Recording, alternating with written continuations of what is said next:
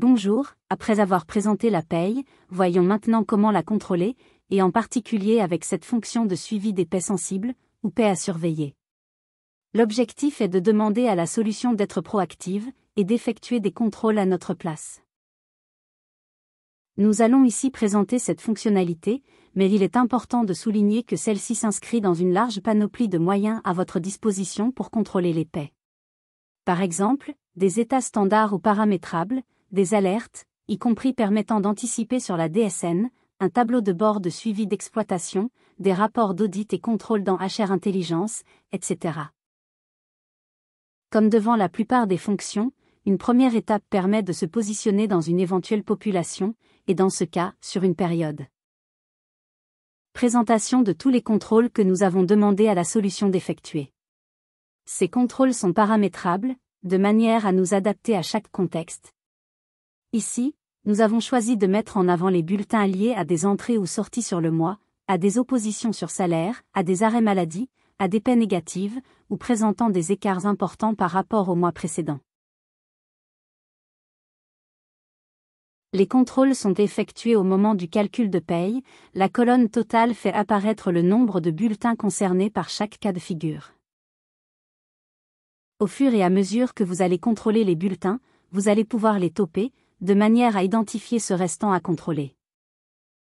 Par exemple, ici, 3 bulletins sont concernés par des arrêts maladie, 2 ont déjà été contrôlés, un seul reste à traiter. En faisant clic droit, identification du salarié. Sur la partie droite, un groupe d'options permet d'accéder à toutes les actions nécessaires pour expliquer, voire corriger si besoin.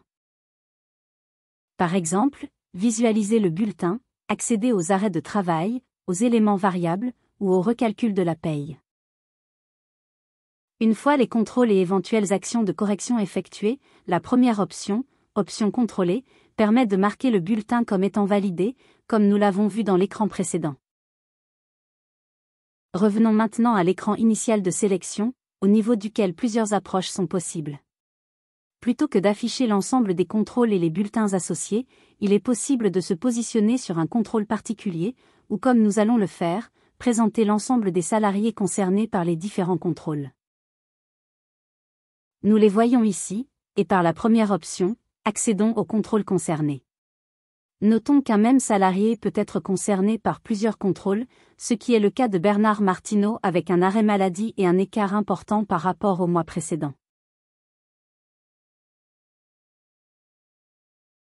En conclusion, cette fonction de paie sensible, ou paie à surveiller, permet de demander à la solution d'effectuer automatiquement des contrôles, que ce soit pour identifier d'éventuelles anomalies, ou pour suivre de près certains cas particuliers. Ces contrôles sont paramétrables, de manière à s'adapter à chaque contexte.